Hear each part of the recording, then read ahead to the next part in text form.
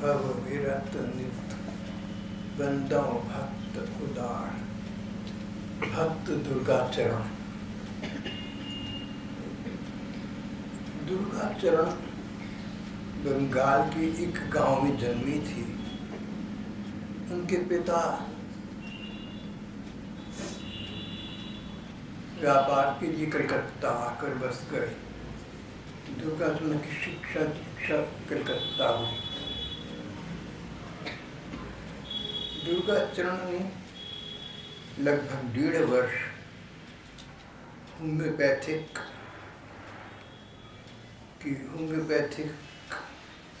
डॉक्टरी पढ़ी। होम्योपैथी की चिकित्सा का ज्ञान प्राप्त किया और अब वे डॉक्टर दुर्गाचरण नाग के नाम से प्रसिद्ध हो गए। डॉक्टर दुर्गाचरण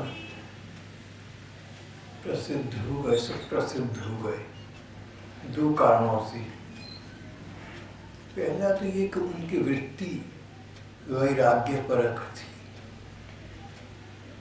संसार को स्वप्न की भांति देखते थे, असारता की दृष्टि से देखते थे। जैसे स्वप्न में अच्छा बुरा बहुत कुछ दिखता है, जागने पर कुछ भी नहीं होता। इसी प्रकार ये संसार है 4 दिन की चांदनी।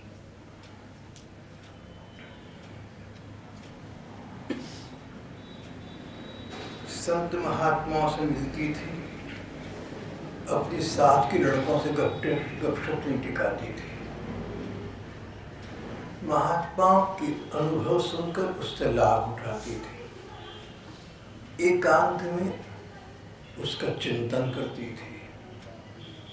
परिवार में संबंधियों में इससे प्रसिद्ध हुए कि दुर्गाचरण छोटी उम्र के बावजूद संसार में नहीं लगी, सांसारिकता में नहीं लगी, संसार के स्वामी भगवान में लग गए। उनकी प्रसिद्धि का दूसरा कारण डॉक्टर दुर्गाचरण नाग का केवल डॉक्टरी नहीं था, चिकित्सा करना नहीं था। दुर्गाचरण बहुत अच्छे डॉक्टर हो गए थे, पर उन्होंने अपने जैसे अन्य डॉक्टरों वाली कोई कार्यशैली, कोई जीवन शैली नहीं अपनाई। उन दिनों साधारण लोग भी कोट पतलून पहनते थे और घोड़ा गाड़ी पर चढ़कर कहीं आती जाती थी। डॉक्टर दुर्गाचरण नाग ने कभी कोट पैंट पतलून ये चीज़ें नहीं पहनी, न कभी घोड़ा गाड़ी की सवारी। कहीं दूर भी जाना होता तो पैदल ही जाती थी। कारण किसी को कष्ट नहीं देना चाहते थे, न घोड़े को और न किसी व्यक्ति को। किसी को मेरे कारण से कष्ट न हो, ये बात उनके मन में दृढ़ मूल बैठी हुई थी। जब उनकी बुआ जी का शरीर शांत हुआ और पार्थिव शरीर को अग्नि के प्रति सुपुर्द कर दिया, दुर्गाचरण के सामने सब कुछ हुआ, तब तो उनके वैराग्य की ज्वाला और भी अधिक प्रज्वलित हो उठी। अब तक तो सोचा करता था कि दुनिया 4 दिन की है, पर अब तो अपनी आंखों के सामने देख लिया। बुआ जी बहुत प्यार करती थी, बहुत अच्छी थी, पर देखते देखते चल बसनी। किसी के जीवन का क्या भरोसा है, कब तक चलता रहे, कब शांत हो जाए। ऐसे में व्यक्ति को यथाशीघ्र अपने जीवन का चरम लक्ष्य प्राप्त करने का प्रयत्न करना चाहिए। दुर्गाचरण के पिताजी का ये विचार था कि अगर दुर्गाचरण डॉक्टर की सी पोशाक पहनेंगे तो लोगों में उनके प्रति विश्वास अधिक बढ़ेगा। उन्होंने पुत्र के लिए कोट पतलून इत्यादि बनवाकर स्वयं ला दिए। डॉक्टर नाग महाशय ने कहा, पिताजी मुझे पोशाक की आवश्यकता नहीं है, भला ये कपड़े क्यों खरीद के लाए आप? इन रुपयों से किसी गरीब की सेवा हो जाती तो मुझे अधिक संतोष होता। आजकल के हमारी देश में, समाज में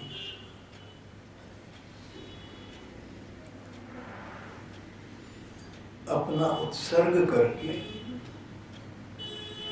अपनी आवश्यकताओं की पूर्ति न करके अनजान आवश्यकताग्रस्त जनों का ध्यान करना, निर्धनों का ध्यान करना आज के युग में बड़ा कठिन है, बहुत कम है।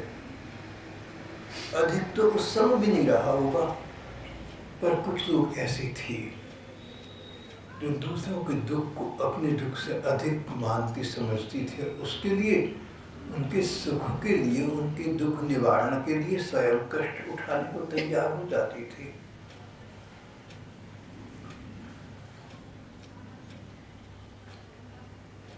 दुर्गाचरण नाग की स्थिति विचित्र थी।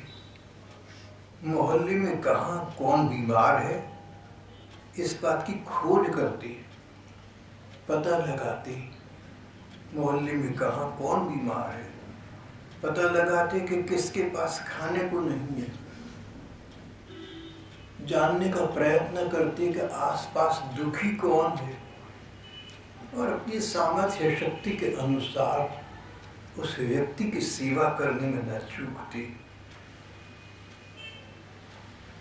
गरीबों से दिखाई के पैसे नहीं देते थे, चेकअप करने की फीस नहीं देते थे।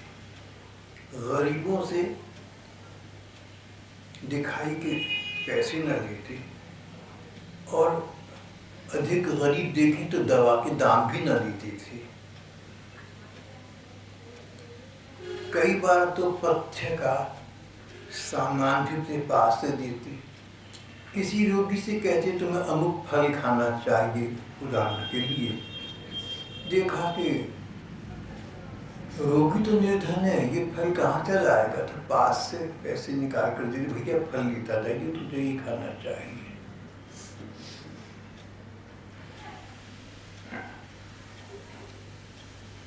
मार्ग में किसी को पड़ा देखते निराश्रय रोगी तो उसे अपने घर ले जाकर उसका इलाज करते।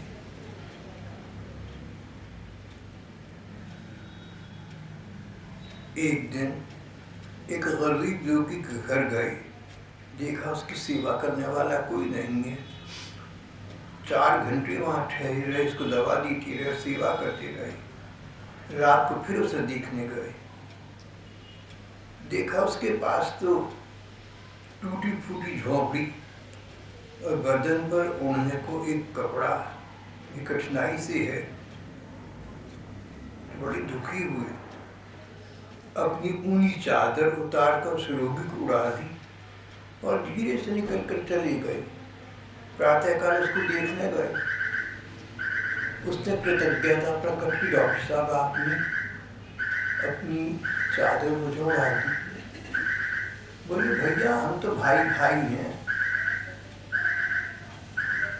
घर परिवार में जिसको जिस चीज की अधिक आवश्यकता हो उसको वो चीज मिल जाती, दी जाती है। परिवार में धन है, एक गिलास दूध है, किसी को देना है तो बच्चों में जिस बच्चे को जरूरत है, किसी को ज्वर हो गया उसको दूध देना है, खाना नहीं देना तो उसको दे दिया।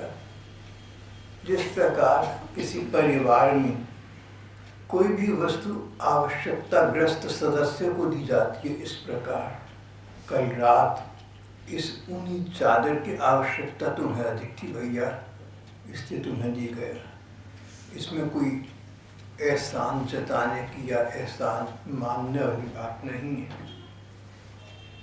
एक रोगी को देखा जमीन पर लेटा है, उसी समय घर से अपनी एक सोने की चौकी मंगाई, रोगी को उस पर सुला दिया, उसको आराम मिला।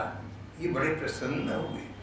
पर दुखी सुखी पर सुख होती, दूसरे के दुख में दुख पाती थी, दूसरे के सुख में सुख पाती थी। ऐसी थी डॉक्टर नाग, डॉक्टर दुर्गा चरण नाग। आज से लगभग 100-125 वर्ष पहले बंगाल में हुई थी। एक छोटे बच्चे को हैजा हो गया, उसकी चिकित्सा में लगी रही, पर बच्चा मर गया। घर वालों ने इनका पता लगने पर दूर से इनको बुलाया था। इनके विषय में जानती नहीं थी, बस इतना पता लगा था कि इनकी चिकित्सा पद्धति अच्छी है। सोचा कि डॉक्टर साहब को जो भी फीस मांगेंगी, बच्चा मर गया या बच गया तो अलग बात है, पर यहाँ पर आकर बच्चे को देखने की फीस और दवाओं की फीस तो काफ़ी लेंगे। लेकिन इन्होंने एक पैसा भी देने से अस्वीकार कर दिया। बोले भाई, जब बच्चा ठीक नहीं हुआ, समाप्त हो गया, मैं तो दुखी और शर्मिंदा हूँ, मुझे फीस मत दो, मैं कुछ नहीं दूंगा। घर जाकर आंखों में आंसू भरकर बोले उस बेचारे गृहस्थ के एक ही बच्चा था, किसी प्रकार बच न सका। उस बेचारे का तो घर ही सूना हो गया। उस रात खाना खाना तो दूर, जल भी ग्रहण न कर सके, पानी तक नहीं पी सके। मन में इतनी करुणा थी, इतना कष्ट था। डॉक्टर नाग चाहती तो बहुत धन कमा सकती थी, पर धन कमाना तो उनके जीवन में किसी सोच में था ही नहीं। जो फीस जितनी देता सो ले लेते, मैंने तो किसी को करते ही नहीं थे। और आलम ये, विचित्रता ये कि जो 2 पैसे 4 पैसे एकत्रित होते, वो भी अपने पास अपने लिए नहीं रखते थे, अन्य निर्धनों को जहाँ तहाँ बांट देती, प्रदान कर देती।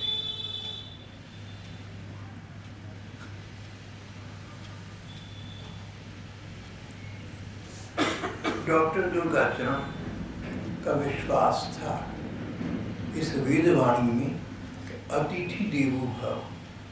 घर आया मेहमान तो नारायण का रूप है, भगवान का रूप है। मेहमान घर आए मानो भगवान, नारायण घर आ गए मानो भगवान घर आ गए।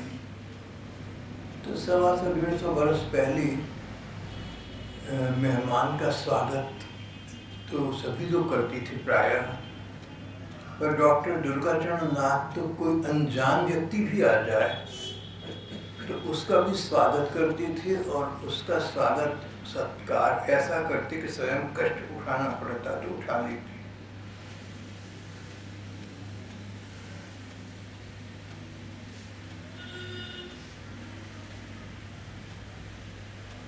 एक बार 8-10 अतिथि इकट्ठे आ गए।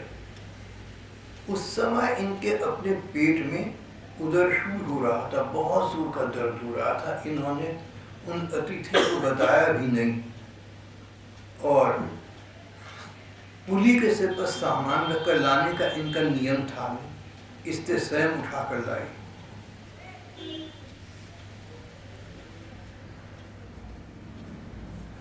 देर हो गई। अतिथि से बोले, आप तो मुझे क्षमा कीजिएगा, आपके प्रति सत्कार करने में मुझे बहुत विलंब हो गया। बस इतना कहा। अपने कष्ट की, अपने दर्द की, अपने रोग की चर्चा उनसे नहीं। वर्षा के दिन थी, 2 अतिथि घर आ गए। बादल घिरे थे, झड़ी लगी थी। इनके यहाँ एक ही कमरा ऐसा था जिसमें पानी नहीं गिरता था, उसी में डॉक्टर नाग सोया करते थे। अतिथियों को भोजन कराने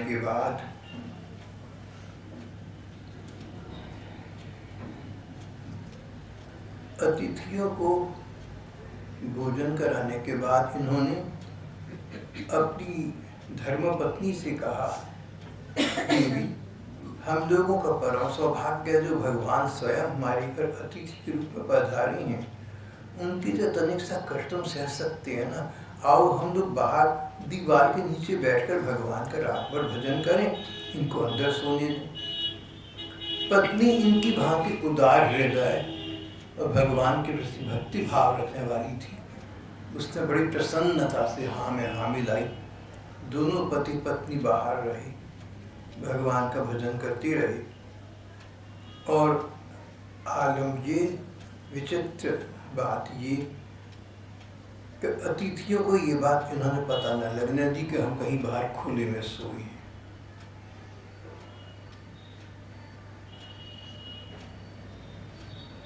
नाग महाशय अपने लिए दूसरों से काम करवाना सहन ही नहीं कर सकते थे, इसलिए घर पर नौकर नहीं रखते थे। जितने अच्छे अच्छे डॉक्टर थे सबके घर में नौकर थे, लेकिन किसी को नौकर रखना ये ठीक नहीं समझते थे। कहते थे अपना काम स्वयं करना चाहिए। और अगर कभी किसी सेवा कार्य के लिए नौकर रखते, कोई सेवा कार्य किसी से कराती और उसको पैसे देने होते, तो दो प्रकार के पैसे देती। एक तो जो उसका बनता था सो दे देती थी, और दूसरा जैसे अतिथि घर में आए, कोई मेहमान आ जाए उसका सम्मान करते हैं, वैसे सम्मान भी उसका करते थे। एक बार घर की मरम्मत करानी थी, बहुत अरसे से हुई न थी। पत्नी सोचती कि क्या करूं, मजदूर तो लगाने ना देंगे, ये कहेंगे मैं स्वयं करूंगा। और इन्हीं दिनों डॉक्टर नाग कहीं बाहर जाना हुआ, पीछे से उनकी पत्नी घर की मरम्मत करवाने लगी।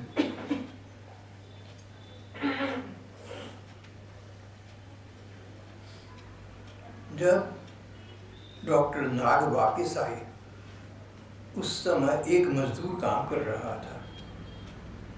आते ही इनको उस मजदूर की चिंता हो गई। अरे बेचारा कई दिन से, और कम से कम आता सुबह से लगा हुआ होगा। मजदूरों को चिलम की आदत है, हुक्का पीने की आदत है।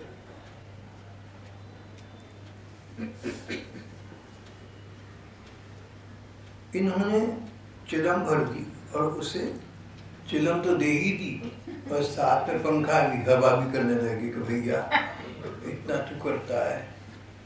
जैसे किसी अतिथि का सत्कार करते हैं, अपने श्रमिक के साथ भी इनका वैसा ही व्यवहार था।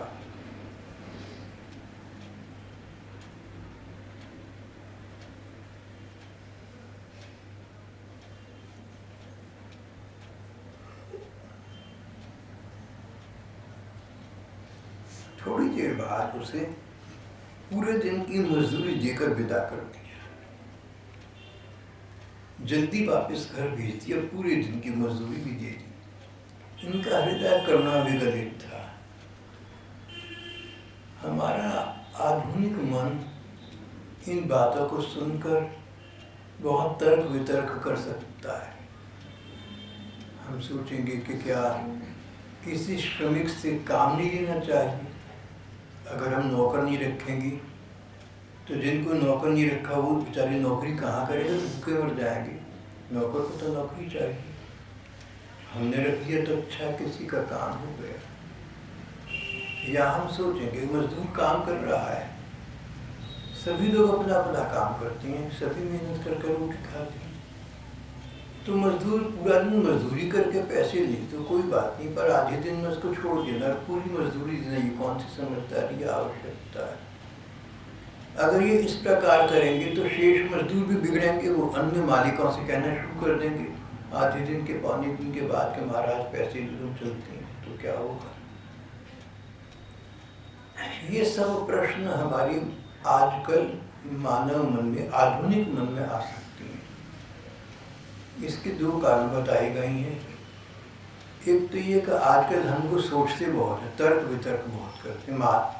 आधुनिक मन, आजकल के हम लोगों का मन सोचता बहुत है, बहुत दूर तक की सोच देता है, बहुत आगे तक की सोच देता है। जहाँ तक सोचने की आवश्यकता नहीं वहाँ तक की सोच देता है। एक छोटे से आदमी ने छोटा सा मकान जैसे तैसे करके बनवाया। एक सेठ जी आई, बोले तूने मकान तो, लेकिन तेरा आंगन बहुत छोटा है। बोला महाराज जी जो थोड़ी बहुत पैसी थी जो बन सका बना लिया। बोले भैया अचानक तेरे घर में मौत हो गई, रोने वाले कहाँ बैठेंगे, जगह जगह। मकान के गृह प्रवेश के समय ये बात करी उन्होंने। अब इतनी दूर की बात सोचना, ये अवसर था नहीं ऐसी बात करने का। अगर कहना ही था तो ये कहते, भैया तेरे घर में कोई उत्सव होगा, विवाह होगा, तो मेहमान बहुत आएंगे, उनको कहाँ बिठाएगा। मेरे आपको ये बात सुनाने का भाव कुछ, वास्तविक भाव कुछ और है। पता नहीं ठीक है नहीं, ये मुझे ठीक लगता है। हम अपने आप को दूसरों की सेवा से बचाने के लिए बहाने बनाते हैं कि समाज में क्या होगा। मेरा मन ये कहता, तुम बहानेबाज, तुम दूसरे की मदद करना चाहती नहीं, तुम्हारे अंदर इंसानियत नहीं है, और तुम समाज को धोखा देते हो ये कहकर कि समाज बिगड़ जाएगा अगर हम ऐसा करेंगे। अगर हम रिक्शा वाले को पैसे ज़्यादा दे देंगे तो ये औरों से भी ज़्यादा का आशा रखेगा, इसलिए हम इसको कम पैसे देंगे, इसलिए नहीं कम दे रहे, तुम देना चाहती नहीं, तो कंजूस। मेरा मन ऐसा कहता है, हो सकता है गलत हो, पता नहीं क्यों मेरा मन तो इन बातों को मानता नहीं। जो उन्होंने अच्छा करना है करते ही करते हैं। जितने महापुरुष हैं सब इसी प्रकार करते हैं जैसे डॉक्टर नाग करते थे। आप सोच कर देखिए, आप पढ़े लिखे लोग हैं, कोई ऐसे महापुरुष हुए हैं जिनको आप महापुरुष मानते हैं और ऐसा ना करते हैं? आप तो पढ़े लिखे लोग हैं ना, आप तो बड़े बड़े महापुरुषों की जीवनी पढ़ी है। धार्मिक महापुरुष हों, सामाजिक हों, वैज्ञानिक हों, अन्य प्रकार के हों, जहाँ जहाँ समाज में महापुरुष हुए वो महापुरुष कहलाई, इसलिए साधारण पुरुषों के अपेक्षा उन्होंने अलग सा व्यवहार किया। उन्होंने अपना सोचा और सामने वाले का सोचा। उन्होंने ये कहकर टलने का प्रयत्न नहीं किया कि समाज का क्या होगा। और मान लो गरीब की मदद नहीं करी, मजदूर की मदद नहीं करी, रिक्शा वाले की नहीं करी, तो समाज का क्या करा तुमने? जो पैसे बचाए उनका क्या करा?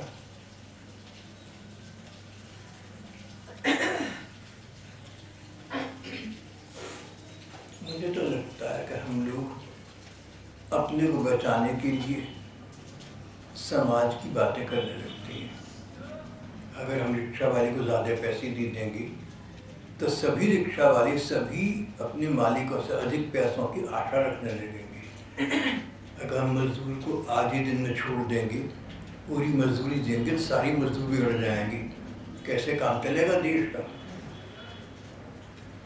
भाई तुम देश के लिए क्या कर रहे हो? आज की तारीख में आप लोगों ने देश के लिए क्या करा है पिछले 24 घंटे? मैंने भी आपकी बातें अपनी भी करता हूँ। 24 पिछले घंटों में हमने देश के लिए क्या करा? कोई खाना छोड़ा हमने 3 बार का, 1 बार के गरीब को दे देंगे। नाश्ता छोड़ दिया आज का कि किसी गरीब को दे देंगे। क्या काम छोड़ दिया आपने कि इसमें पैसे बचा के गरीब को दूंगा? पिछले 24 घंटों का आप सोच कीजिए।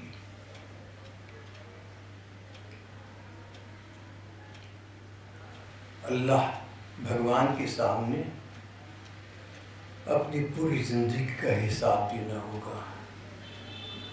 वहाँ पर ये बातें जो हम ऊपर से बनाती नहीं चलेंगी।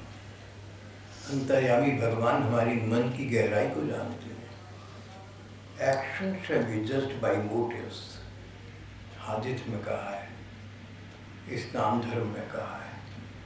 बंदे तेरी करने का फैसला तेरी नीयत से होगा। कि तूने रिक्शा वाले को पैसे ज़्यादा इसलिए नहीं दिए कि समाज ना बिगड़ जाए। तेरी नीयत क्या थी? या अपने पैसे बचाने की नीयत थी और अपने को समाज सुधारक कहलवाने की नीयत थी। Actions shall be judged by motives.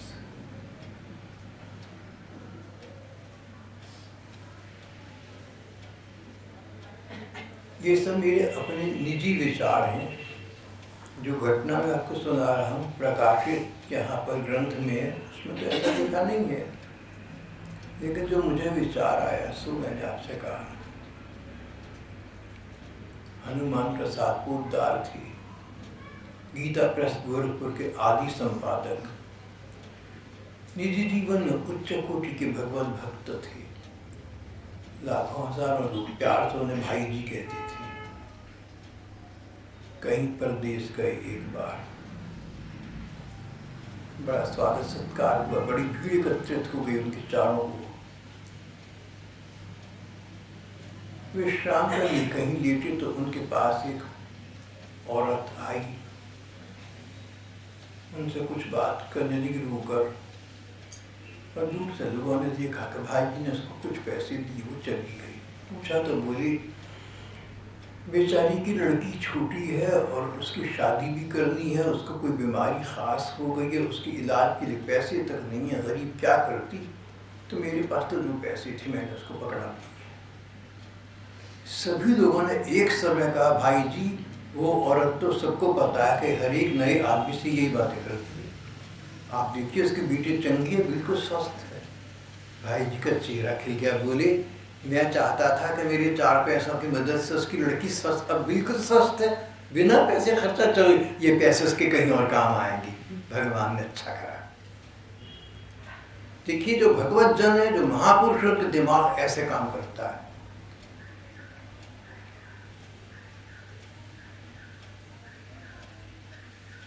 एक हमारे देश के खिलाड़ी मुझे उनका नाम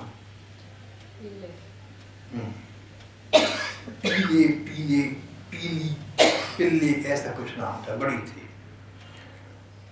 तो शायद पीले कहती थी। वो लंदन गई, इंग्लैंड गई विलायत, उन्होंने भी ऐसा ही किया। वहाँ के लोग देखकर आश्चर्यचकित हो गए कि एक औरत जो उनको धोखा देकर पैसे ले गई, बोले चलो इसके कहीं तो काम आएंगे, इसके भाग्य में होंगे, तो भगवान ने इसको दे दिए, इसमें क्या रोना है, अच्छा इसका कोई खर्चा और पूरा होगा। वो तो कोई बड़े धर्मात्मा संत महात्मा भी नहीं थे, पीले जो भी थे खिलाड़ी थे। ऐसे लोग हमारे विदेशों में जाएं तो हमारा नाम, हमारे देश का नाम हो जाता है, गौरव हो जाता है हमारा। एक हिंदुस्तानी परदेश जाकर जो कुछ करता है, कहता है, लोग वहाँ के समझते सारे हिंदुस्तानी ऐसे होते होंगे। जो लड़के जो भाई लोग यहाँ से विदेशों में जाते हैं, आजकल तो ये बहुत कॉमन आम हो गया है, जिसको देखो अमेरिका, कोई जापान, कोई कहाँ जा रहा है। कई लोग मुझे मिल लेते हैं जाने से पहले, तो मैं उनसे कहता हूँ कि देखो तुम ये समझो कि तुम भारत सरकार के नियुक्त किए बिना हमारे राजदूत, हमारे प्रतिनिधि बनकर विदेश में जा रहे हैं। तुम जैसा व्यवहार वहाँ करोगे ना, वहाँ के लोग सारे हिंदुस्तानियों को वैसा समझेंगे। Please mind this, you are not a person, you are an institution, you are India in miniature. आप देखिए कोई अंग्रेज आपके साथ यहाँ दुर्व्यवहार करे तो आप एकदम कहेंगे अच्छा अंग्रेज ऐसे होते हैं, और कोई अंग्रेज आपके साथ अच्छा व्यवहार करेंगे आप कहेंगे देखो जी अंग्रेजों में ये तो अच्छी बात है। एक व्यक्ति से हम पूरे उसके समाज को वैसा मान बैठती हैं, ये मनुष्य का स्वभाव है।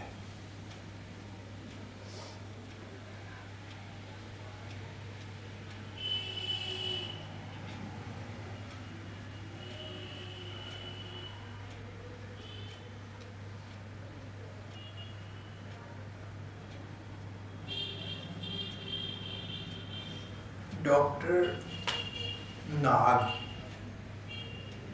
नदी पार करने के लिए नाव पर बैठते, तो उनको नाव खीना आता था, नाव चलाना आता था, तो मल्लाह को नाव न चलाने देते, बोले भैया रोज चलाता है, सारा दिन थक जाता होगा, मुझे भी आता है, थोड़ी देर में चला लेता हूँ। नाव चलाते, नाव खींचते।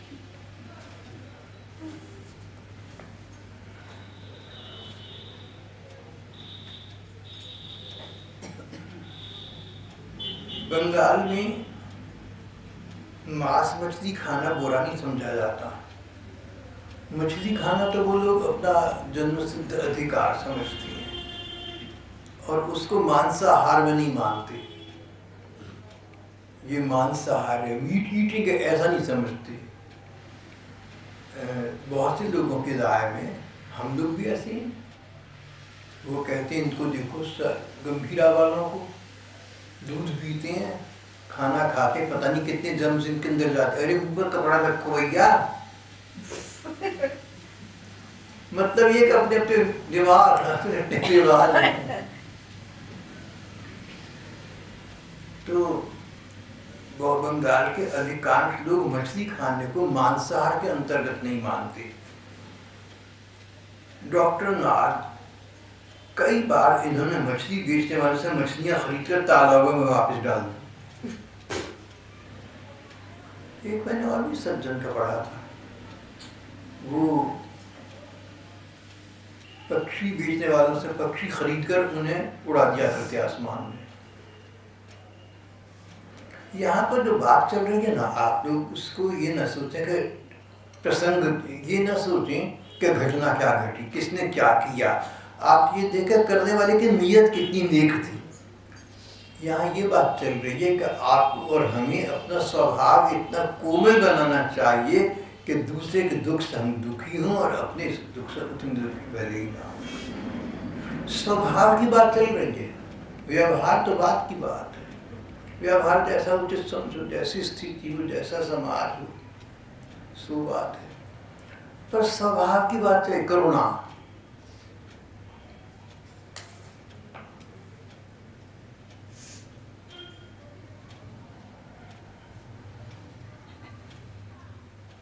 एक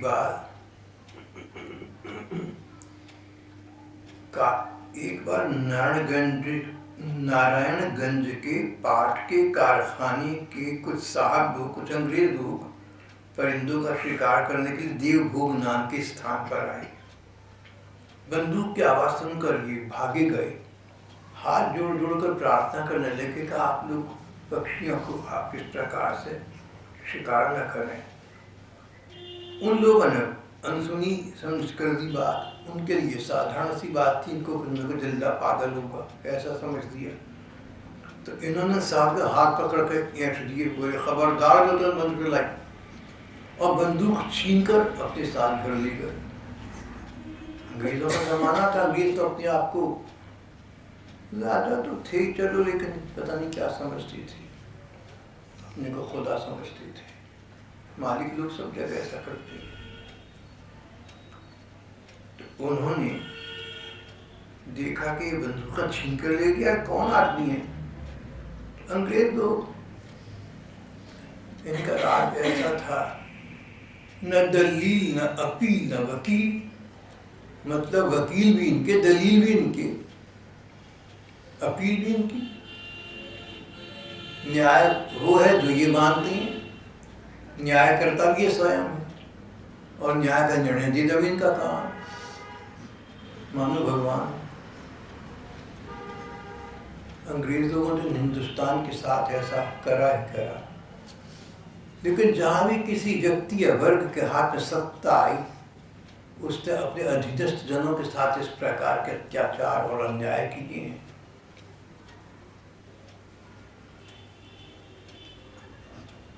दुर्दैव तो ये, बदकिस्मती तो ये है, विडंबना तो ये कि एक देश के अपने ही लोग अपने ही देश के लोगों के साथ भी ऐसा करते हैं।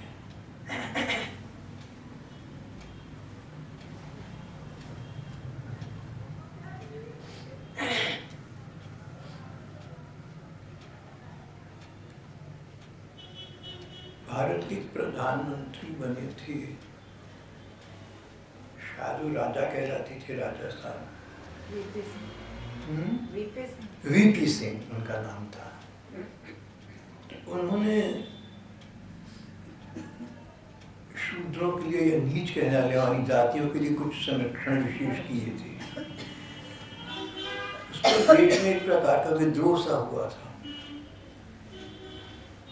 तो प्रधानमंत्री वीपी सिंह ने एक उल्लेख, एक आर्टिकल, एक स्क्रिप्ट लिखकर छपाया और संसद के सदस्यों को और देश के अन्य बुद्धिजीवियों को बांटा। किसी ने मेरा नाम लिख दिया होगा कहीं सूची में, आप जैसे किसी ने, तो एक कॉपी मेरे पास भी आई थी। उसको पढ़कर आंखें खुल जाती थी कि शूद्रों के साथ कितना अपमान, कितना दुर्व्यवहार सदा हुआ है। दिल दुखता था उसको पढ़कर। मैंने पुस्तक पढ़ी, पुस्तिका छोटी सी, दिल को बहुत दुख। अच्छा, सैकड़ों बरस ये लोग तकलीफ और अपमान की जिंदगी बिताते रहे।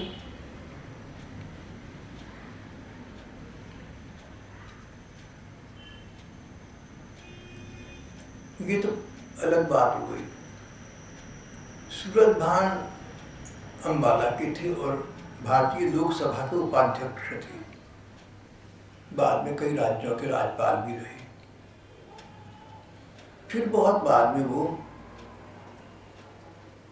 दलित वर्ग का कोई आयोग है भारत सरकार का, उसके अध्यक्ष नियुक्त किए गए। उस समय का आया उनका एक पत्र मेरे पास नीचे किसी फाइल में लगा हुआ है, बड़ा लंबा पत्र है, जिसमें उन्होंने एक बात ये लिखी है, देश के आंकड़े तो दिए ही हैं, जहाँ दलित वर्ग के साथ अन्याय अत्याचार आज भी हो रहे हैं, सो तो आंकड़े तो होंगे। उन्होंने अपना लिखा है कि भाई साहब, मेरे साथ जो व्यवहार सदा हुआ बड़ा अपमान का हुआ, इसलिए कि मैं शूद्र था। मुझे ऐसा लगता था कि मुझे ये लोग इंसान नहीं मानते, मुझे ये लोग हिंदुस्तानी नहीं मानते। पता नहीं क्या मैंने ऐसा किया होगा कि मेरे साथ ये सब कुछ दुर्व्यवहार होता रहा। ये तो नीति है या भाग्य है कि अंततः वो राज्यपाल के पद तक पहुंचे। पर जिस उम्र में लोगों के अंदर शौकीनी और स्वाभिमान होता है, उन्होंने कष्ट उठाया। ऐसे उनके पत्र नीचे मेरे पास इस समय भी रखे हुए हैं।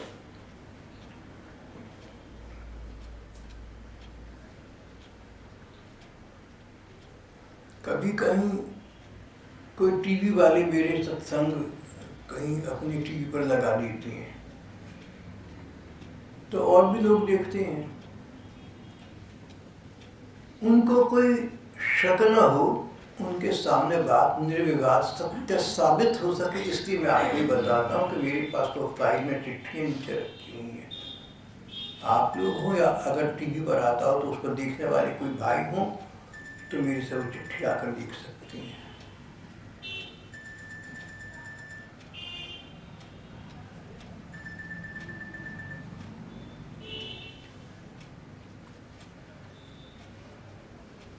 बड़ी दुर्दशा अपने ही लोग अपने लोगों की कर देती हैं, उसमें मन को बड़ा कष्ट होता है। हम किसी के कष्ट का निवारण न कर सकें एक बात है, पर हम किसी के कष्ट का स्वयं जानबूझकर कारण बने, ये बड़े कष्ट की बात है। महापुरुष इस बात का ध्यान रखती हैं। डॉक्टर नाग महापुरुष थे, इस बात का ध्यान रखते थे।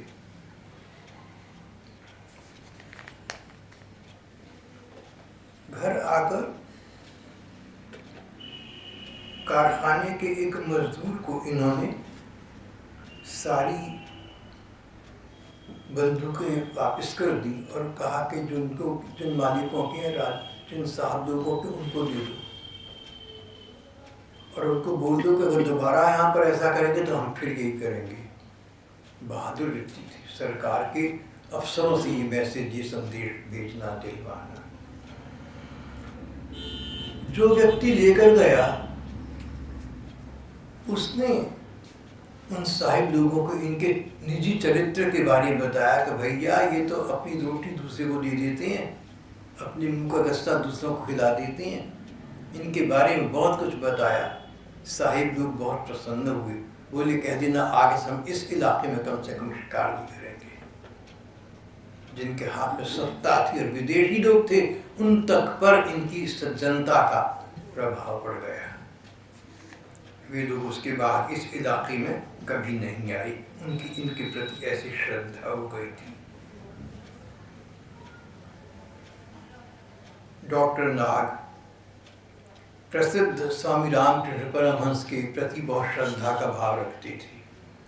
उनके शिष्य की भांति थी, उनके खास शिष्यों में से थे। विवेकानंद प्रसिद्धि प्राप्त करके अमेरिका से हिंदुस्तान जब वापस आई, शिकागो में 3 बार उन्होंने विश्व धर्म सम्मेलन में भाषण दिया था। जब स्वामी विवेकानंद वापस आए तो उन्होंने कहा, हमारा जीवन तो सच्चाई की खोज में व्यर्थ ही बीत गया।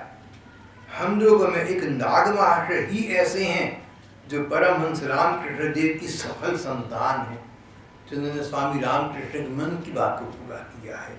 वैसा व्यवहार करके दिखाया, मानवता का व्यवहार। निजी जीवन में भजन, समाज में सेवा, दूसरों के प्रति करुणा, दयालुता इत्यादि। 53 वर्ष की उम्र में डॉक्टर नाग इस असार संसार को त्याग कर चले गए। उम्र तो छोटी थी, 53 वर्ष की, लेकिन 53 वर्ष में महापुरुष इसलिए कहलाते हैं कि इतना कर जाते हैं जो आम लोग 100 वर्ष के होकर भी नहीं कर पाते। छोटी उम्र में बहुत कुछ कर जाती हैं। 53 वर्ष की उम्र तक डॉक्टर नाग इतना कुछ समाज सेवा का कार्य और निजी जीवन भगवान का भजन कर चुके थे, जो साधारण लोग बड़ी उम्र पाने पर भी नहीं कर पाते। इसलिए नाग जैसे जो महापुरुष हैं हम लोगों के लिए आदर्श हैं। यहाँ का हमारा आज का पाठ प्रसंग समाप्त हो जाता है।